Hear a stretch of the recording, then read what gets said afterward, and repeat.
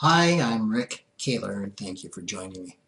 Once you hit age 62, what's an investment class that can give you a high guaranteed return with almost no risk? Bonds? Equities? No, certainly not equities. Commodities? Absolute return? No, that investment is Social Security. Now, there's just one catch to this. You can't actually get your hands on the money until you reach 70 years of age. One of the most common issues for those approaching retirement age is determining the right time to file for Social Security benefits. If you file at age 62, you'll receive Social Security income for a longer period of time, that's true, but your monthly benefit for the rest of your life will only be about 75% of the monthly amount that you would receive if you filed at your full retirement age of 66 or 67. If you wait even longer, the benefit amount is still higher. At age 70, the benefit maxes out. So those who are unable to work and don't have sufficient retirement savings, well, they may not have a choice about filing for Social Security early, but those who don't have a compelling need for Social Security income earlier may still consider filing as an option with the idea of investing the money for later retirement. This used to be very popular, especially 15-20 years ago. But according to a recent article by Karen DeMasters in Financial Advisor magazine, this isn't a good choice. She cites research done by William Meyer and William Reichenstein of Social Security Solutions, Inc. Their website is www.ssanalyzer.com. They're out of Leawood, Kansas. One of the big drawbacks to investing your Social Security benefits is the penalty you pay if you're still working. If between age 62 and your full retirement age you earn more than $15,120 a year, your benefits are reduced. So you'd start with a smaller benefit amount, have it cut even further, and then not be left with a whole lot to invest. Probably even more important is a number that Meyer and Reichenstein emphasize, which is 8%.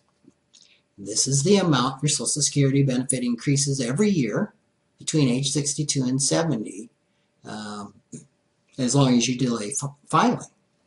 So in essence, if you leave your Social Security benefits in the government's hands instead of investing them yourself, you are guaranteed an 8% annual return on that part of your retirement portfolio. Now that's pretty sweet. And that also doesn't include cost of living increases. So that's a real return of 8%, which is phenomenal. Taking early benefits and investing them is only a good idea, though, if you're sure you can get more than an 8% real return. Any investment likely to produce a return higher than 8% would come with risks that would be unacceptably high for a retirement portfolio. So there are really only two risks associated with letting your Social Security benefits accumulate until an age later than 62. One is the possibility that Social Security won't be there when you retire. Probably the number one objection I hear. But given that the delay is only a few years, and that Social Security is now the retirement plan of the masses, this is politically extremely unlikely.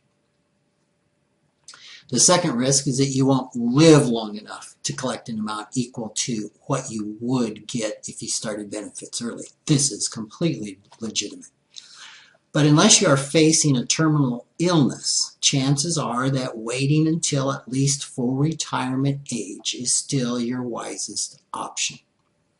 If your health is good and you don't need retirement cash immediately, you are far better off to delay filing, even if you're facing circumstances that might make early retirement unnecessary. It's a good idea to look at all of your options and tried to find creative ways to put off filing as long as possible. Once you reach age 62, Social Security is always an option.